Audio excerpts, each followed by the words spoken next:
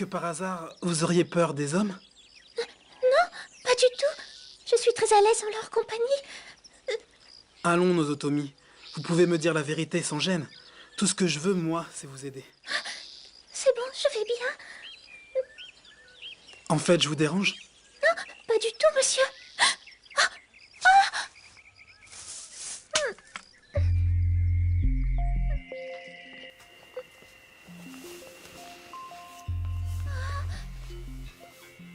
Cède. Viens là, mec. Viens. Bon, finalement, c'est pas que c'est ou quoi? Non. Le Bacaston taille 2. C'est pas tout de suite qu'on va le faire. On avait déjà dit le numéro 40. Je sais, mais le 69 à la rigueur, il sera significatif, tu vois. Mais c'est dans longtemps, 69 là. Allez, te mets pas dans ces états, c'est pas grave, c'est pas grave, mec. Non, non, fais pas ça, s'il te Ça va plaît. être tout pourri, Bacat. Ah non, t'as pas le droit de dire. Non, ça sera pas pourri. Ça fait chier. Non, ça sera. Oh, jamais ça sera pourri, Bacast. J'en étais sûr. À cause de cette drogue, ces zones érogènes sont devenues anormalement sensibles. Salut, c'est Osamu Tezuka. Bon, écoutez-moi bien les petits loups. Ça fait un petit moment que je regarde Bacast, et vous savez quoi, j'en ai plein le cul. Ouais, parce qu'en 4 ans, vous avez fait je sais pas combien d'émissions spéciales sur Matsumoto, 2-3 sur Miyazaki. Bon, j'ai rien contre eux, mais c'est quand même moi le dieu du manga. Alors vous allez vous sortir les doigts du cul et me pondre, s'il vous plaît, une émission sur ma pomme. Et il y a intérêt à ce qu'elle soit mythique. Voilà, c'est tout ce que j'avais à dire. Je m'en vais fumer un ouinge avec Akira Kurosawa, et faites pas trop les cons, je vous surveille.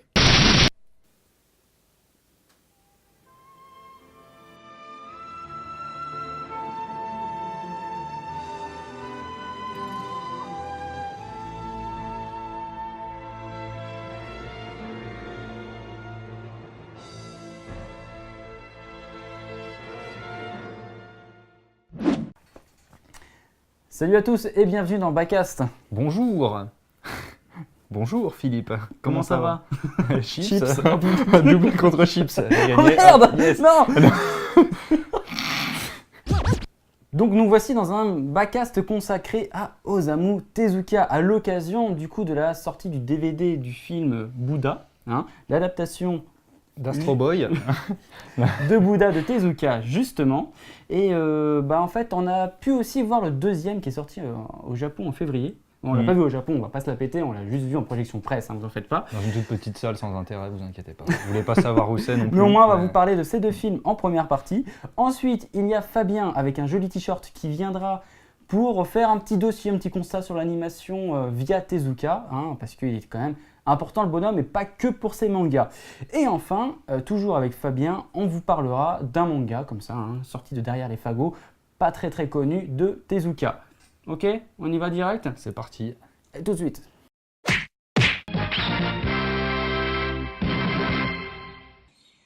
Quand il grandira, cet enfant apportera un bien des plus fabuleux au monde dans lequel nous vivons.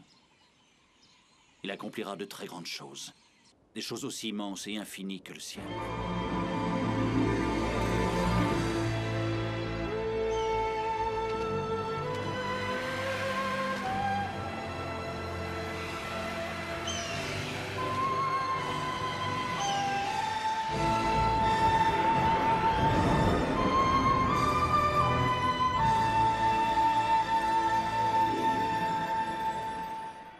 Donc Bouddha. Alors bon, il est sorti il y a quelques temps déjà en DVD, donc vous pouvez l'acheter comme vous voulez ou alors vous l'avez déjà vu et on est à la bourre. Mais bon, c'est la vie, on voulait impérativement faire cette émission sur Pathéma et vous montrer l'interview. Ouais, mais on a quand même vu Bouddha 2, on vous l'a déjà dit. Voilà. Attention. Et vous n'êtes pas près de le voir, vous êtes... Exactement. Alors justement, Bouddha à la base, c'est le manga de Tezuka, c'est vraiment une grande fresque. Il n'en a pas fait des milliers des cents, il y a eu par exemple Phoenix. Est-ce qu'on peut montrer la différence? Ah oui. Entre Bouddha et... attends, Bouddha il est là alors du coup. Et le transformiste mais là, à ma gauche. C'est quand il est éveillé. C'est quand il est éveillé, ce qui est étrange parce que c'est le premier tome et il n'est pas du tout éveillé dans le premier tome puisqu'il est que en bébé encore dans le premier tome. Enfin bref, il est né même à la fin. Est-ce que tu veux me dire un peu ce que tu en as pensé? Quelle est déjà ton approche aussi sur tout l'univers de Bouddha en soi? Siddhartha. C'est quelque chose qui m'a toujours plu, cette histoire-là. Et du coup, j'étais très impatient de le voir en animé. Et on parlera de ça dans mon avis, du coup, je vais pas commencer tout de suite à dire ce que j'en ai pensé, mais j'attendais beaucoup de voir ça, quand même, parce que c'est Bouddha, c'est pareil, hein, tout ce que dès que ça touche à des grands personnages historiques comme ça, ou fictifs, peu importe, on s'en fiche, c'est toujours quelque chose qu'on a envie de voir. De voir des fresques comme c'est une tu me fresque disais. Ouais. dans l'animation, c'est rare, c'est vraiment très rare. Les seules qu'on a eues récemment, c'est celle de Berserk, et encore, c'était des films d'1h10, 1h20, quoi. Donc, et puis bon, vous connaissez après, notre c'est pas amour des pour cette héros saga. qui auraient ou qui ont existé. Mais là, c'est de l'animation traditionnelle, du moins, c'est pas des personnages en image de synthèse. 3 films sont prévus, du coup, le deuxième film étant sorti là, le troisième va sortir dans l'année. Clairement, voilà, moi, ça me donnait vraiment, vraiment envie. Alors du coup, ton avis, qu'est-ce que tu en as pensé? Vas-y, toi qui l'attendais autant. Ben, alors du coup, pour Regarde dire, pas ça, vas-y, il y avait eu un film qui était sorti à Hollywood avec Keanu Reeves, qui était sorti sur le même sujet. Et je sais que c'est vraiment pas le film à défendre, mais j'ai préféré ce film-là aux 2 animés. Hein. Tant que ça Bah franchement, ouais. Et pourtant, le film, je l'ai revu récemment et il a pris un coup déjà dans mon estime. Parce que je l'avais vu, j'étais déjà beaucoup plus jeune.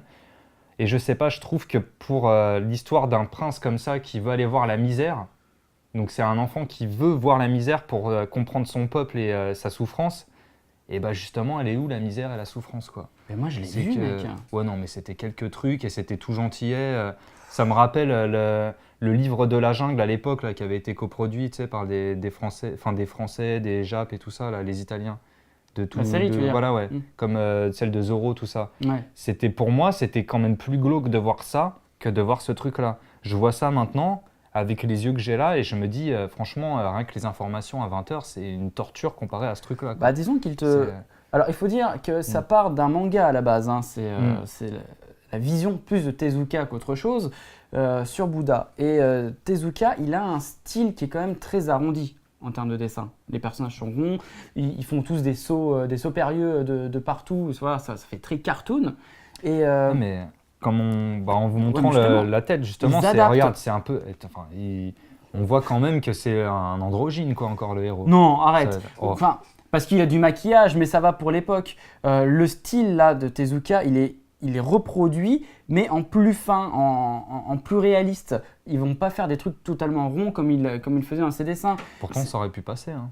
Je pense que ça... Non, moi je trouve que c'est bien d'avoir un point de vue sur une œuvre quand tu l'adaptes. C'est pas juste une transposition. C'est vraiment là, il fait l'œuvre qu'il a envie à partir justement du manga. Et tu vois, je vais être honnête avec toi, autant le chara-design, moi je l'aime bien. Et moi, je le trouve pas sensationnel, effectivement. C'est basique, hein, c'est toujours... Voilà, c'est des grands yeux, c'est un trait... un visage en triangle, voilà, classique. Mais il est beau, il est clean. Bah, regarde, j'ai rien contre, quoi. On prend n'importe quel visage de maintenant, il y a juste à rajouter des seins et un peu de maquillage et on a d'un mec, on a une fille. Non, regarde, Tata, après, il vieillit, il devient barbu, tout ça. Oui, il y en a quelques-uns qui sont vraiment virils, mais là, Bouddha, je suis désolé. Moi, déjà, je pense Bouddha... ce qu'il y a en ce moment, Bouddha, ça s'en tire très bien, en fait. Surtout quand ça vient d'un manga de Tezuka qui a des formes vraiment qui ne sont plus autant exploitables qu'avant. Il faut quelque chose de beaucoup plus mature. Et surtout, l'histoire dans Bouddha, en fait, elle se segmente énormément. Et là, dès le premier film, vous allez avoir Siddhartha qui va justement, le prince Siddhartha, qui va se rendre compte de la misère des choses. Dans le manga, ça arrive bien plus tard. C'est pas, je vous dis, il est encore bébé dans le premier tome, alors qu'il y a beaucoup de choses qui se passent dans ce premier tome et qui se déroulent quand même là. Donc, le mec, il a sa vision et il essaye de la rendre cohérente dans 3 films. Et vraiment, c'est pas mal.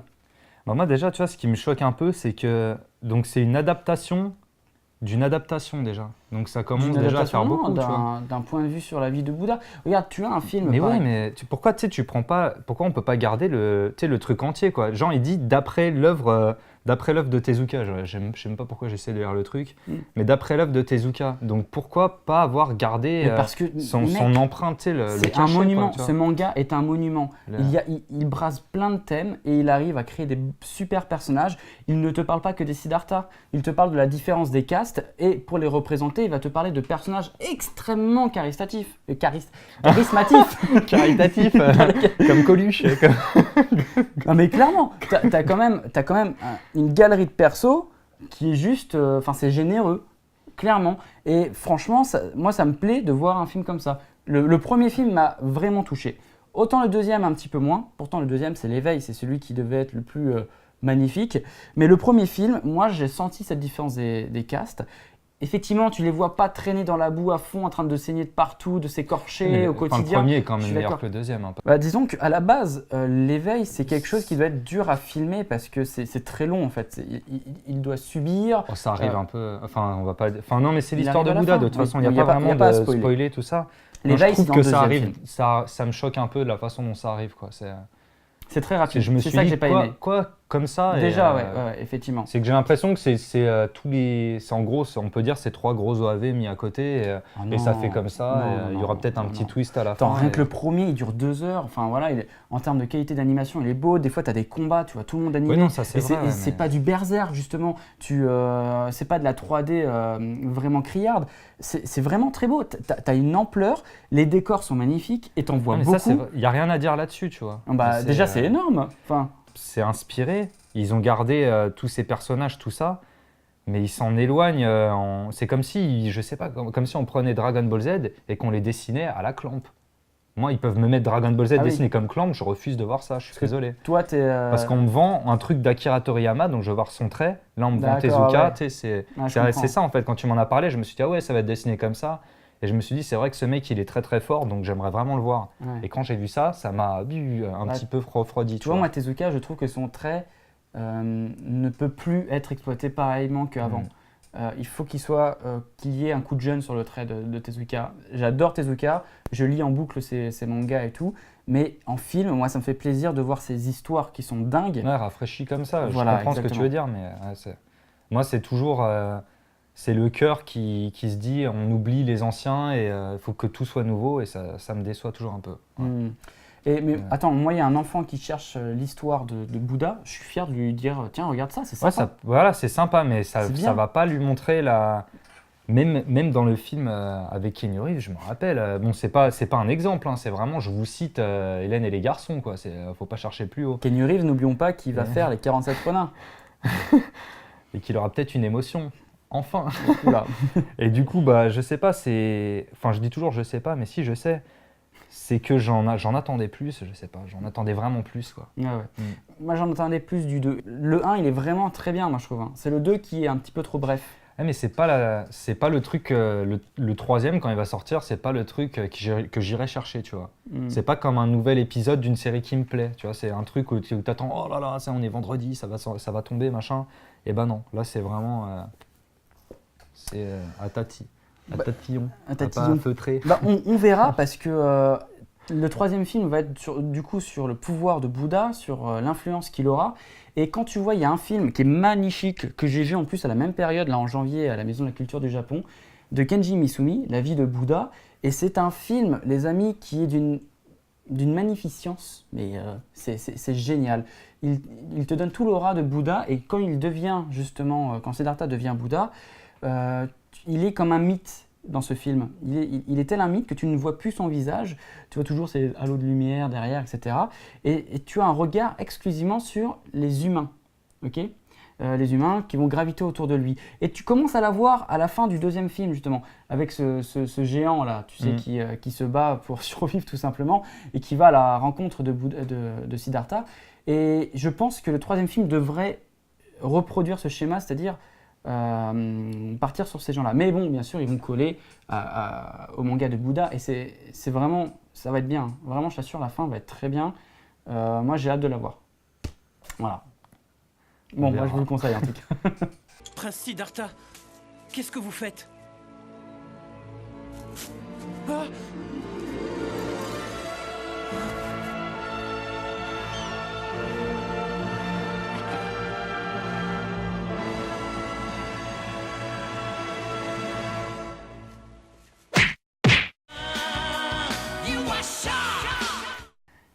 Salut Fabien, comment tu vas? Salut Philippe.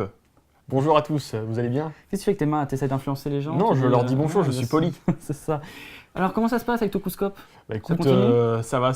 On a marché avec l'émission d'Albator, qui n'a rien à voir avec le Tokusatsu. Ils ont sorti une émission d'Albator. Hein. Je veux dire, avant Bacast, du coup, elle a mieux marché. D'ailleurs, je vous en veux de pas l'avoir fait Mais plus oui, marcher. allez la voir, son émission. Il y a tout. Nous, on Et dit par rien. contre, eux, c'est les spécialistes de Godzilla et Bioman. Et quand ils font cette émission-là, elle marche pas. Tu devrais faire une émission sur les animations d'Ultraman et je suis sûr que tu fais 3000 vues. Exactement.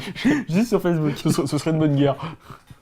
Bon, alors on va vous parler de Tezuka dans l'animation. Mm. Alors bien sûr, vous savez que Tezuka c'est le dieu du manga. Donc en termes de manga, c'est le mec. Je sais pas s'il y en a. Il y a un mangaka qui a fait plus d'œuvres que lui. Vraiment, je sais pas, je pense pas. Apparemment, c'est Ishinomori, Ishinomori qui est le recordman du nombre de pages. Ouais, mais de nombre d'œuvres différentes. Parce que Ishinomori, lui, il faisait des gros pavés, tu C'est vois. ça. Mais de nombre d'œuvres différentes, je pense que ça doit être Tezuka, parce que lui, il était un peu partout. Ishinomori, c'est le roi. Le roi en du fait, manga, Et ouais. Tezuka, c'est le dieu l'empereur. du- Le dieu du manga. manga. Et donc en fait, Tezuka, c'est lui qui a créé la trame narrative comme on la connaît maintenant dans les mangas. Et son impact dans l'animation japonaise était d'autant plus forte puisque c'est lui qui a lancé en 1963, avec sa boîte Mushi Production, la première série d'animation japonaise. Tetsuan Atom. Voilà, donc Astro Boy. Et non pas Astro Coco Bingo. Astro le petit coco. Très beau ton t-shirt. D'ailleurs, Merci. attends, regarde, avec toute ta graisse, tu t'es fait un peu flipper là. Ouais. Astro Boy bombs away on your mission today. Donc Tu peux Tezuka. parler, toi, ton lion, là. Ton lion qui est bourrelé. Putain, alors, on est vraiment des fanboys ringards. En plus, il a rétréci sur la vache, le bordel. Du coup, il faut savoir une chose, c'est qu'il avait aussi fait la première série d'animation en couleur avec. Le roi Léo. Voilà, Le exactement. roi Léo, pardon. Et ce qui est très important, c'est de voir comment il a créé tout ça. C'est-à-dire que avant, il faisait des longs métrages, ok. C'était un grand fan de tout ce qui est animation américaine, mais surtout aussi de culture internationale, puisqu'on l'a vu dans son œuvre. Et le problème, c'est qu'il y avait une concurrence qui était déjà assez rude à l'international. Et du coup, en 63, quand il dit hey, « venez, on va faire une série de Astro Boy », il n'avait pas les fonds. Et du coup, il a dit « bon, écoutez, c'est simple, on va faire jusqu'à 8 images par seconde des fois. Donc de l'image extrêmement saccadée. On va créer plein d'astuces. Et alors là, l'économie de moyens va devenir, on va dire, le fer de lance de Mushi Production. Et ça va faire école, parce qu'après tous, hein, même à la Toei, etc., ils vont copier ces techniques-là. Par exemple, moi, ce que j'appelle l'animation pancarte, mais c'est juste les personnages qui bougent pas, mais ils bougent quand même dans l'image, tu vois. Et encore, c'est pas les séries de super-héros Marvel des années 60 toutes pourries avec juste les mecs qui sont Ouais. là. Et il y a la bouche qui parle Et seulement. il y a juste la bouche qui parle, ou alors le bouclier de Captain America qui bouge alors C'est qu'il ça, est comme ouais, ça. tu vois. exactement. Et non, mais tu avais quoi d'autre aussi? Cette technique de réutiliser tout le temps les mêmes dessins. Oui. Alors ça, c'est plutôt pas mal parce que si tu prêtes pas vraiment attention, Disney l'a fait. Hein. ouais, sûrement. Disney l'a fait, oui, par exemple, genre Baloo, l'animation de Baloo qui était recyclée sur d'autres trucs, ou les singes, ça a été Ouais. fait. Ouais. Il y a des vidéos sur internet où vous pouvez voir les recyclages d'animation Ça, c'est de génial. personnages de Disney. C'est hallucinant. Et ça, c'est cool parce que moi, en fait, je l'avais vu sur internet justement, les mêmes images qui revenaient mais dans des scènes différentes. Mm. Alors, tu mets la lumière différente avec un décor différent, Change avec la couleur. une expression différente. Effectivement, tous les contours du dessin, etc., ça reste le même. Alors ça, il l'a reproduit vraiment souvent. Et bien sûr, surtout, c'est les conditions de travail. Comme ils n'avaient pas d'argent, il n'y avait pas que l'animation qui en pâtissait, c'est aussi les nombres d'heures qu'il y avait. Et ce qui fait qu'on les a encore maintenant, hein, les animateurs japonais, mais c'est de la folie. Oui, Ils c'est font du- des heures et ils sont payés une misère. C'est du Fordisme, hein, leur truc. Hein, c'est- Exactement. Je pensais pas que le mec là, qui a travaillé sur Summer Wars, tu sais, l'intervalliste là parmi les 70 autres intervallistes, c'est le gars qui a une piscine dans son appartement. hein. Ils faisaient pas du 9h-17h. Hein. Non, pas du tout. Et non, mais eux, ils vivent carrément dans les studios, Voilà. tu vois. Ça va dans l'idée que les Japonais, vous savez, ils ont que 2 semaines de vacances. Et ces 2 semaines, ils les prennent pas forcément parce que c'est mal vu des fois. Donc voilà. Ah oui, il y a même une pression par rapport à ça. Les Japonais, de toute manière, en termes de travail, on voit c'est- l'animation, c'est magnifique. Ils sont pas à 35 heures. Non, ils sont pas aux 35 heures. Mais c'est vrai que l'animation, c'est sublime. C'est vraiment ce que j'aime le plus, la culture manga chez les Japonais, leur cinéma aussi. Mais quand tu vois derrière ce qui se passe, c'est vrai que c'est de l'abattage. Bah, hein. c'est parce que c'est une industrie qui s'est stabilisée à force de travail aussi. Donc, chose qu'on n'a pas en France. Hein. Mm. Donc, avec Mushi Production, Tezuka fait beaucoup d'adaptations de ses propres séries. Hein. Et c'est peut-être ce qui va lui Peut-être trop. trop causer du tort, puisque Mushi Production va sombrer, va faire banqueroute. Et du coup, juste avant, par contre, il va réussir à créer une trilogie érotique. Il va essayer d'adapter un ou deux mangas ici-là. Par exemple, il y a Chitanojo de Osamu Dezaki, qui en 1970 est une merveille, cette série. Et voilà, et par contre, après, du coup, ça va vraiment le tuer d'un point de vue... Surmenage total. Surmenage total. Il va être dégoûté d'avoir loupé son studio d'animation qui leur a mis autant de temps à faire. Surtout que ce mec, il est peut-être 2-3 séries de mangas à la fois. Et le mec, il est en plus créateur de studio, producteur de toutes les œuvres et tout. Faut dire que c'est lui qui a aussi inventé le burn-out dans l'animation. Tu m'étonnes. Non, mais franchement, le mec, il était partout. Enfin, c'est pas... On l'appelle pas le dieu du manga pour rien. C'est une omniprésence totale. Ouais, exactement. Du coup, il disait que le manga, c'était sa femme, et que l'animation, c'était sa maîtresse. Exactement. Mais qu'est-ce qui est le mieux au bout d'un moment? Ah bah ça, je sais pas. Hein? Je sais pas. C'est une maîtresse qui lui a coûté très cher, là, apparemment. Ouais, bah alors du coup, il revient dans les années 80 dans l'animation. Il fait plusieurs autres de ses œuvres qu'il adapte. Et du coup, tu vois le niveau qui a quand même évolué, des traits plus fins. Il fait lui-même un chara-design plus soigné tu sais, que dans ses mangas. Tu vois, par exemple, dans Phoenix, on en parlait après. Oui. En Phoenix, c'est pas le même design que dans son manga. C'est beaucoup plus adulte. Ça se rapproche, mais c'est plus adulte, comme dans Bouddha. Après, Tezuka, qui lui était habitué à cette profusion de production, va nous pondre pas mal d'œuvres aussi expérimentales. Et même après son décès, il y a plusieurs autres réalisateurs qui vont continuer à l'adapter.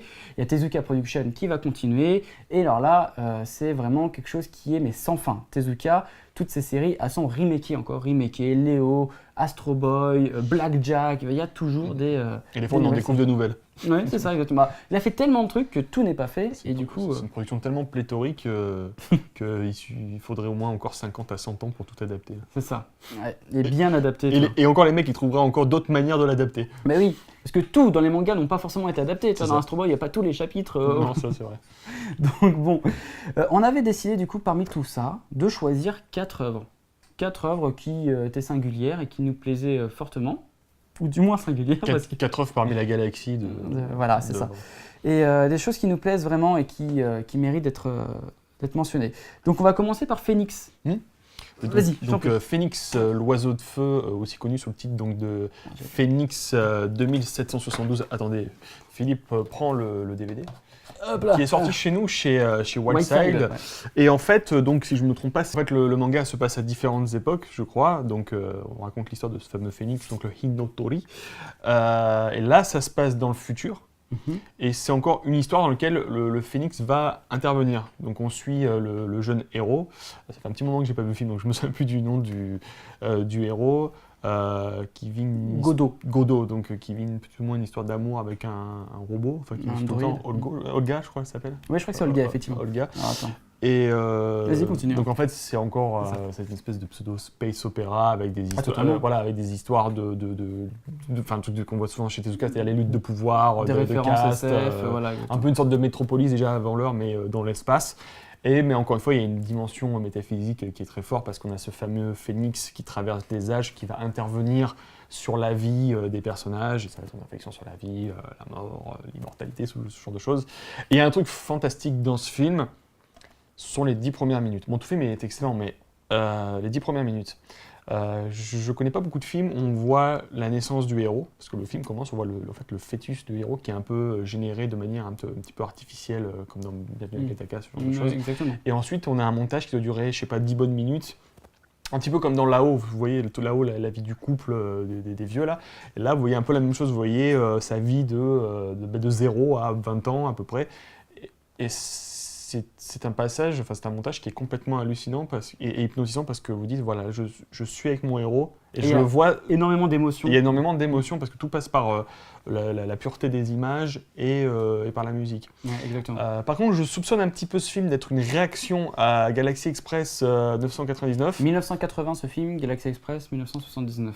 Voilà, donc parce que je me dis, on est vraiment toujours dans cette espèce d'histoire de longue fresque Voyage initiatique. Voilà, voyage initiatique où le héros va devoir découvrir des choses à travers son périple, les gens qu'il va croiser, et aussi d'une certaine manière influencer sur le cours de l'histoire à un niveau différent.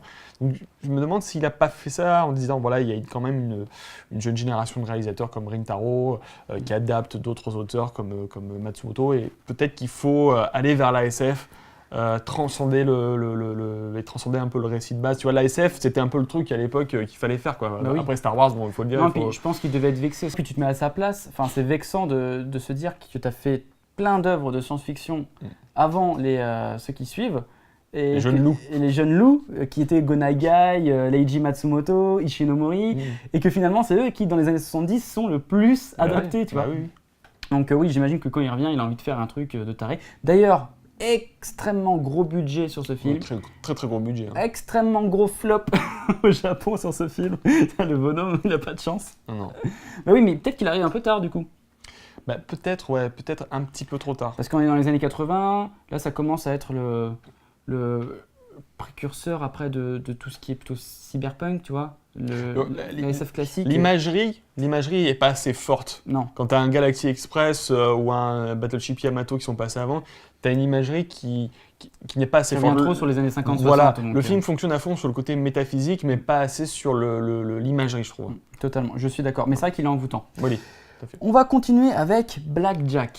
Je vais pas vous parler des séries, mais vraiment des OAV. Il y a 10 OAV et un film que Osamu Dezaki a réalisé en 1993. Et ces OAV, alors je vais vous sortir au moins le film. Qui était sorti chez AK Vidéo, si je me souviens bien. HK Vidéo et les VHS. VHS chez Exactement, sinon c'est TF1 Vidéo qui a édité les OAV. Blackjack, c'est vraiment un manga qui est excellent, mais un peu répétitif parce qu'il est long. Et là, en 10 OAV et un film, il arrive à te rentrer dans l'univers, et à chaque fois, c'est une histoire différente, qui est, comme Dezaki le fait souvent, il prend une adaptation, il adapte une œuvre, et puis il la rend viscérale, il la rend très forte visuellement. Là, c'est pareil, il va rendre le trait très mature. Blackjack, il va plus avoir le même trait. C'est les dessins de Akio Sugino. Donc, je préfère les traits de Sugino, moi, personnellement, plutôt que de Tezuka. Oui, mais c'est normal. C'est normal. Sugino, c'est celui qui a fait les dessins de Cobra, ou même Ashita no Joe, du coup. Et franchement, vous avez une noirceur dans cette œuvre, mais elle est dingue. Je me souviens des scènes d'opération, moi, qui me gênaient beaucoup. Ah, vous avez des inserts sur l'opération brute. Voilà, vous les voyez, les organes. Hein. Tu vois ça, t'as 12 ans, ça te marque. Hein. Puis Blackjack, c'est quand même un médecin qui... C'est celui qui fait l'impossible. Là où personne ne peut aller, lui, c'est vraiment un médecin au noir qui arrive à œuvrer... dans des cas vraiment étranges, vraiment étonnants. Le truc qu'il dit, c'est surréaliste. Des maladies improbables. Voilà, mais c'est ça qui fait un peu la magie. Tu vois, c'est un petit peu comme Détective Conan, il va te résoudre une énigme complètement démentielle. Bah, c'est ça. Lui, c'est la même chose, mais dans la médecine. Et franchement, s'il y a une œuvre qu'il faut voir animée sur Blackjack, c'est pas les nouvelles séries là qui sont sorties, c'est bien. Ouais, ça c'était vraiment bien. Ouais. C'est les années 90. Les vraiment... OAV de Dezaki. Ouais, super. Tezuka Production, toujours. On enchaîne avec cette fois le compère de Dezaki, Rintaro. Oui, Rintaro, donc avec un film qui est beaucoup plus proche de nous, qui nous avait tous marqué à l'époque, puisqu'il s'agit de Metropolis, qui est peut-être, je trouve, l'une des adaptations les plus abouties de disons-le, qui est le chef-d'œuvre total, qui est un film absolument magnifique. Encore une fois, là, ce que fait Dezaki, c'est qu'il va prendre une œuvre... Non, c'est Rintaro. Pardon, Rintaro, excusez-moi. Ils sont tous géniaux.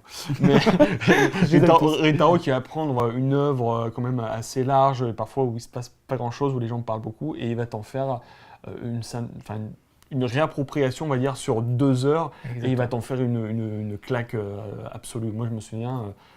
le film, la production design était ouf. Le trait de Tezuka a été respecté, mais à la fois il a apporté de la texture, des couleurs extrêmement bien choisies. Oui, c'est un bon exemple de comment garder le trait arrondi, tu vois, mais quand même le faire évoluer sans déformer les traits. Et puis le sujet s'y prête aussi, parce que vu que Metropolis est un peu rétro-futuriste, du steampunk des fois, le fait d'avoir ce trait-là, ça marche. Et puis les personnages sont quand même assez expressifs. C'est une histoire très émotionnelle. La Rock qui est tout en ses lunettes, comment s'appelle, Tima, la petite fille, ou Tina. Tima, je crois, qui est un personnage, moi, vraiment, qui m'avait marqué quand tu la vois, avec cette espèce de halo de lumière. Vraiment, Puis il y a toujours Moustache. Il y a hein. toujours Moustache qui est là, et puis moi il y avait un truc qui m'avait marqué. Il y a un moment donné, moi qui m'a plu, c'est qu'il y a un passage un peu cataclysmique à un moment donné, et il y a une musique jazz qui couvre cette scène, et c'est juste Ah, c'est osé. Ah, Là, il y avait hallucinant, quoi. il y avait de l'ambition visuelle, l'ambition sonore. Enfin, ce film est un pur chef. Si vous l'avez pas vu, bah vous avez tout loupé. Ouais. C'est vraiment une merveille. Moi j'ai un regret, c'est que je l'ai pas vu au cinéma. Moi non plus. Et j'aimerais, je me damnerais pour le voir au cinéma et m'en prendre Ah plein ouais. la tronche. C'est clair. Non, mais tous les plans sont magnifiques. Mais tous. L'animation est sans faille. Les incrustations 3D Du sont fric, hein. sublimes. Ah, là, il y a du Il y fric a par du contre. blé. Là, c'est Madhouse qui dit allez hop, vas-y, t'as les pleins pouvoirs, La tu fais ce que tu mondiale. veux. Oui, alors en fait, Persepolis. Metropolis, c'est une œuvre en fait de jeunesse qui s'inscrit dans la trilogie qu'il avait fait sur la science-fiction et les hommes. Et du coup, vous avez Lost World, Next World et Metropolis. Next World a eu une adaptation qui s'appelle Nuclea 3000, Oui. qui avait été complètement coupée, détruite, Mise en France. charpie. Ouais, mise en Mise en charpie en charpie. France. Mais c'est intéressant, ça reste toujours très intéressant. C'est des bonnes œuvres. Vous allez lire maintenant, vous allez dire c'est pas extrêmement abouti, mais en fait l'intérêt c'était que ça brassait énormément de thèmes, tu vois, de science-fiction ou alors même des thèmes écologiques. Ce qui est intéressant, c'est de voir comment Tezuka reprenait des univers européens Ouais. et les configurait dans une narration et des personnages japonais en fait. Mm. Donc, Bah, on ose dire que Metropolis de 2001 est un chef-d'œuvre, alors qu'il y a l'un des plus grands chefs-d'œuvre de science-fiction qui est Metropolis de Fritz oui, Lang. Ça, oui, mais ce qui est bien, c'est que ça n'a pas supplanté le Fritz Lang. Mais non, mais c'est deux œuvres bien Mais distinctes, voilà, c'est ça. alors qu'ils prennent les mêmes bases. Enfin, c'est une merveille, une merveille, une merveille. Non, ça, c'est à voir. Hein. Franchement, on n'en parlera jamais assez. Hein. Et puis bon, pour la blague, on avait envie de vous parler d'un film qu'on a vu très récemment, Juste avant de tourner, là. Cléopatra. Donc, à savoir que dans les années 60, à la fin des années 70, non, 60 tout court, Oui. il a eu un trip, Tezuka, il a dit tiens, je vais produire 3 films érotiques. Et il y en a un qui est sorti, c'était Belladonna. Et donc là, on va vous parler de Cléopatra. Cléopatra, qui est un film, Adapté de la vie de la célèbre reine. voilà, Librement adapté. librement adapté. Clairement, c'est un mais what the fuck total, une grosse folie démentielle. Alors à savoir que Tezuka a toujours eu des trips expérimentaux. Oui. Je t'ai montré un court-métrage qui s'appelait Jumping. Et les tripes de le faire. Il est trip de le faire, ouais, surtout. Ouais. Et peut-être c'est les mauvais choix qui l'ont conduit Voilà. à des échecs comme ça. Tu te rappelles Jumping, Ouais, le superbe, court-métrage, superbe. qui est juste un Jumping, voilà, ça porte bien son nom, c'est un petit bonhomme qu'on voit pas en vue subjective et qui avance et qui saute de plus en plus. Et tout est image par image. C'est dans 1986, il me semble, je suis pas trop 84. sûr, 84. Et c'était vraiment une petite merveille. Et voilà, Tezuka, c'est ça que j'aime chez lui, c'est qu'il crée des trucs comme ça, qui sont complètement déviants des fois, à côté de ses œuvres qui sont très mainstream, Oui, les internationales. fondatrices. Voilà. Et Cléopâtre, c'est un bordel visuel et scénaristique aussi. Alors, imaginez le futur. Ça se passe dans un vaisseau spatial et en fait un scientifique crée une machine à voyager dans le temps. Sauf que c'est pas votre corps qui voyage dans le temps, c'est votre esprit. Donc ce qu'il fait, c'est qu'il choisit 3 de ses potes astronautes, donc 2 mecs et une femme, et il envoie leurs esprits pendant l'Égypte antique. Pour vivre en fait la vie de Cléopâtre. Donc ils sont témoins de l'histoire de Cléopâtre. À travers des personnages secondaires. Donc les personnages, donc on a un esclave slash guerrier, voilà. On a une princesse, enfin une suivante, Ouais. une pauvre. une pauvre, qui a les seins à l'air et qui a la peau rouge, je cherchais pas. Et le troisième, il s'incarne dans le léopard de Cléopâtre. le Nom nom de Cléopâtre. C'est le même d'ailleurs, hein. Mais version libidineuse, c'est-à-dire qu'il a envie de baiser tout le temps. Un queutard de lion, quoi. Et en fait, le film, tous les personnages ont des couleurs de peau différentes. César et les verts. Et vraiment, le film est dingue. Il part dans des délires d'anachronisme total. Enfin, c'est- À un moment donné, les mecs ils ont des flingues. Et à un moment donné, ils disent il y a le héros, donc le mec, le guerrier qui a la peau rose, qui est dans une arène. Et à un moment donné, Cléopâtre a dit mais qui pourra le sauver? Et là, vous avez un plan sur Astro qui arrive. Mais c'est n'importe quoi. Le film n'a ni queue ni tête et il s'en amuse. Oui, oui. Alors, par contre, c'est des films, tu dis, mais c'est qui le public à l'époque? C'est... Tu vis qui? Tu vis qui? Qu'est-ce que c'est ce bordel? Il faut être dans un gros trip en fumette ou j'en sais rien. Tu vises quoi? Tu peux pas viser les enfants, tu peux pas viser les adultes qui ont envie d'une certaine stimulation, parce Non, que mais c'est pas assez Je te stimulant. dis, non, mais, Mais je crois qu'il a envie de faire quelque chose de pur underground en fait. Tout en Ouais. étant. Mais en fait, il a fait quand même 3 films là-dessus. mm. C'est que les délires. En fait, le film ne se tient pas visuellement entièrement. Ah non, C'est- non. Chaque scène est un trip visuel. Enfin, c'est bizarre. Ah oui, alors. Très mauvais goût dans ses productions à lui, c'est les montages avec les animaux. Il y a une espèce de maltraitance constante des animaux, genre dans Nucléa 3000, justement, on voyait la meuf, l'extraterrestre, qui disait non, mais on sauve les animaux. En fait, Et, il faut une arche de Noé, voilà. mais genre les cerfs, on voit leur bois qui se font couper, les rhinocéros, leur. il faut pas qu'ils prennent trop de place, donc les éléphants, on les coupe par exemple. Voilà. Ouais. Et là, il y a un délire, je sais plus quoi, il y a un truc un peu pareil, on voit un rhinocéros qui se fait l'intérieur d'un rhinocéros. Oui, en fait, tu vois un défilé d'animaux, mais à partir d'un moment où ça devient complètement limite c'est n'importe épileptique, quoi. tu vois un défilé d'animaux où tu vois les boyaux des animaux. Enfin, tu sais même pas pourquoi, c'est comme ça. C'est gratos.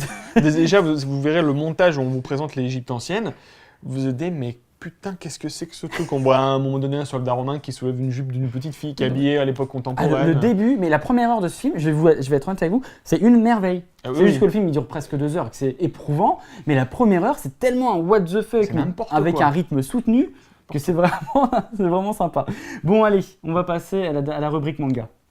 C'est le lion de Cléopâtre, c'est le roi des animaux, du courage comme 4 et de l'esprit. Alors ça, 0, hein?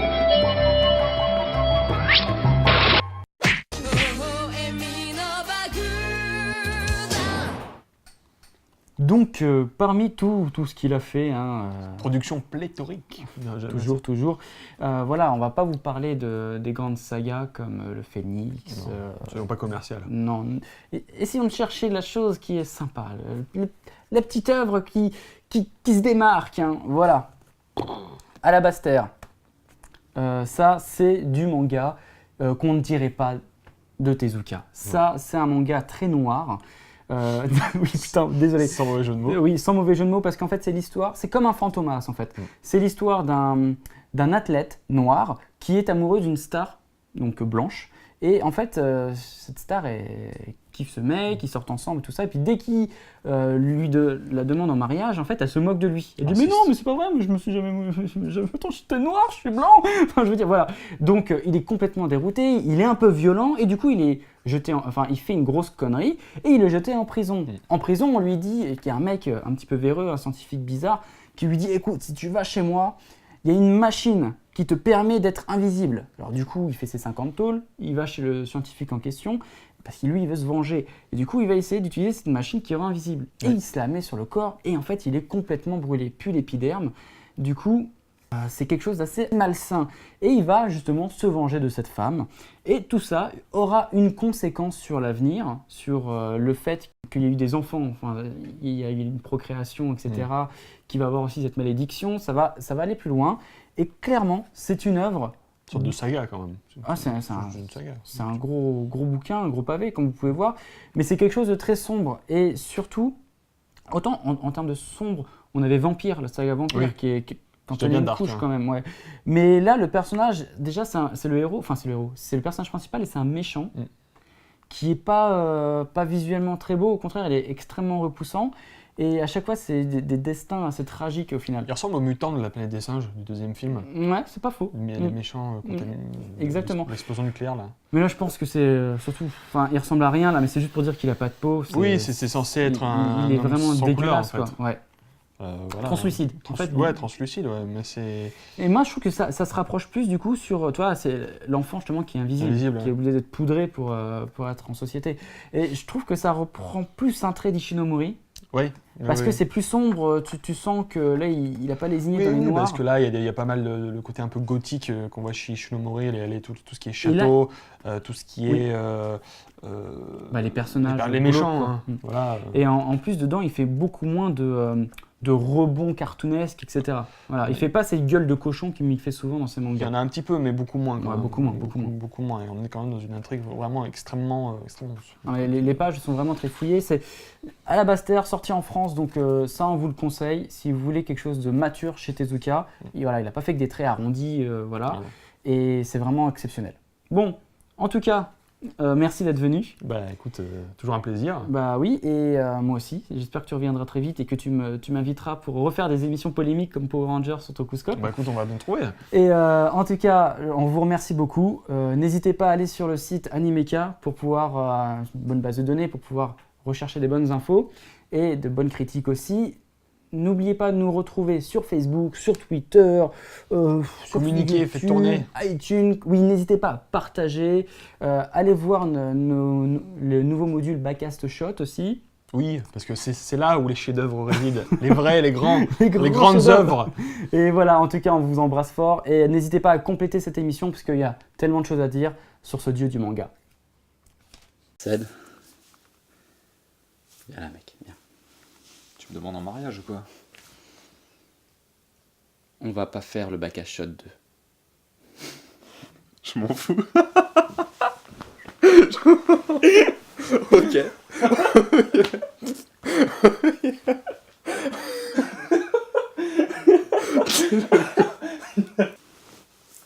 Cède. Allez. Non, mais